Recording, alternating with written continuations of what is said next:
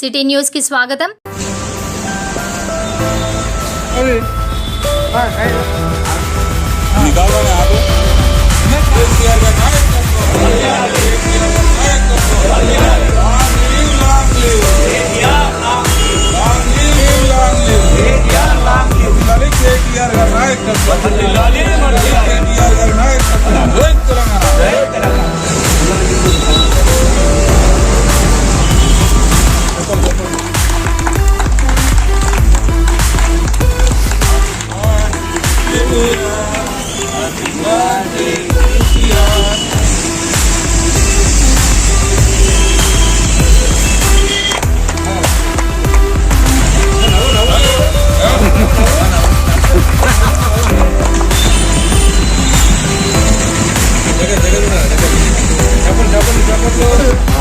ఓకేనా?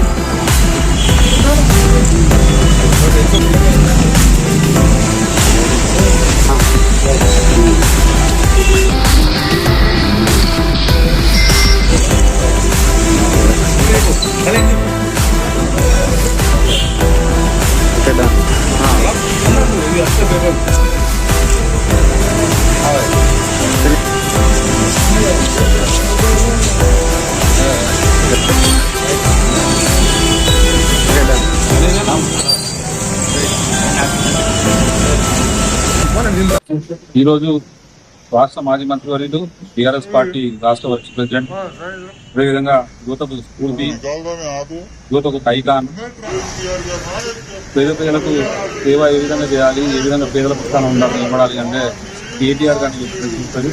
మరి వారి జన్మదిన సందర్భంగా ఈరోజు మధ్యవేళలో కేకను కట్ చేసి అందరి మధ్యలో కూడా ఘనంగా వాళ్ళ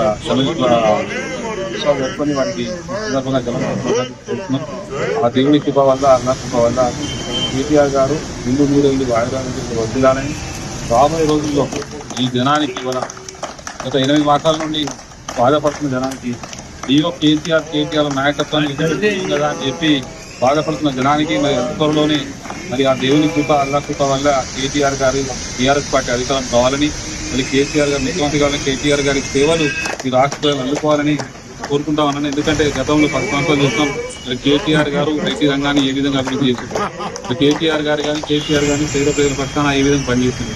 కానీ ఈ రోజు గత 8 మాసాల నుండి మార్పు అని చెప్పిన కాంగ్రెస్ పార్టీ అధికారంలోకి వచ్చి ఇవాళ టోటల్ మార్పు చేసింది, చాలా మార్పు చేసింది. రైతు బంధు చేసి మార్పు చేసింది, కరెంటు కోతలు పెట్టి మార్పులు చేసింది. అన్ని విధాలుగా కూడా రాష్ట్రాన్ని దోచుకుంటూ ఉన్నది. ఇవాళ టోటల్గా ఇంకా పడుకుపోయే బలహీన వర్గాలు అంటే అత్తలు, అయ్యలు, తాతలు అందరూ కూడా పెన్షన్లు రాక బాధపడుతున్న రోజు చూస్తూ ఉన్నాం. అలాంటి రోజులు రావాలంటే ఇప్పుడు కేటీఆర్ గారి సంబంధం ఏ విధంగా జరిగిందో మరి మళ్ళీ కేటీఆర్ గారి అధికారంలోకి వస్తే రాష్ట్ర ప్రజలు కూడా మంచి ఉత్సవాలు, సంబరాలు జరుపుకుంటారని, ప్రజలు కూడా చాలా తప్పు చేసినామని చెప్పి బాధపడుతున్నారని, ప్రజలు తప్పకుండా కూడా మళ్ళీ వాళ్ళ నాయకత్వాన్ని కోరుకుంటున్నారు. కాబట్టి వారికి జన్మదిన శుభాకాంక్షలు తెలియజేసుకుంటూ ఆ దేవుడు ఆయురారోగ్యం ప్రసాదించాలని మనస్ఫూర్తిగా కోరుతున్నాం.